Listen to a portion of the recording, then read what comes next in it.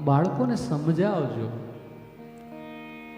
આમાં એવું બને છે કે આપણે જ આપણા માતૃ પ્રેમમાં, પિતૃ પ્રેમમાં, મમતાની અંદર એમ સમજીએ કે બાળક હજી નાનો છે ને, કંઈ વાંધો નહીં, કંઈ વાંધો નહીં, કાલે મોટો થશે, કાલે મોટો થશે.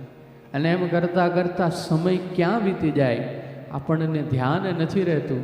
અને પછી જ્યારે ડાયરેક્ટ બાળક ઉપર જવાબદારી આવે ને ત્યારે એને સહન નથી કરી શકતો. કારણ કે આ દુનિયાને સંભાળવા, આ વ્યવહારનો ભાર, આ વડીલો તો જાણો છો, હે, આપ માતાઓ જાણો છો, આપ વ્યવહાર કરો છો, આપ સંસારમાં છો, હે.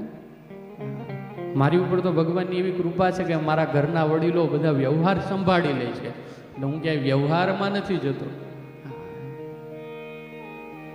પણ આપ તો જાણો છો, છોકરાઓને લઈ જજો, હા, છોકરાઓને બધા સાથે મેળવજો, એને ઓળખાણ કરાવજો.